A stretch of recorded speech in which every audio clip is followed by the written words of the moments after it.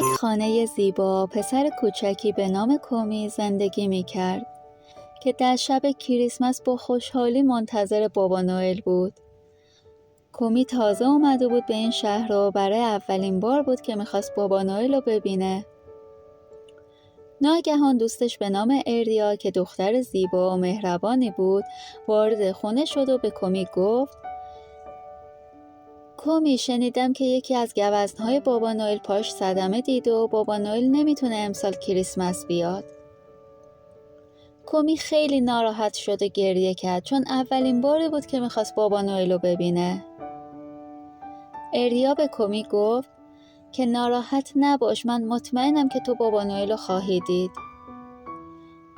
بابا نوئل که در یک جای خیلی دوری بود صدای کومی رو میشنوه و کمی فکر میکنه و تصمیم میگیره گوزنی که پاش صدمه دیده بود و بذاره روی کالسکش و به راه بیفته.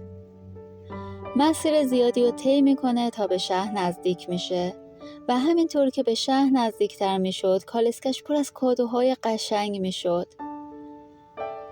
کومی همچنان ناراحت بود و قصه میخورد و حتی داخل خونه رو هم چراغونی نکرد.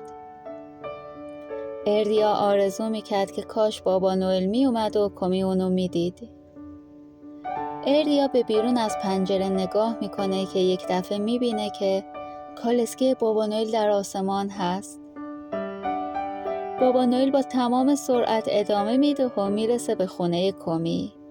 کومی و اردیا میدوئن و میرن بیرون و از اینکه بابا نوئل اینقدر مهربون بود و به موقع خودش رو رسون کنار اونها خیلی خوشحال بودن. بابا نوئل سوار بر کالسکه راهش رو ادامه میده و میره. کومی خیلی خوشحال بود از اینکه تونست بابا نوئل رو ببینه.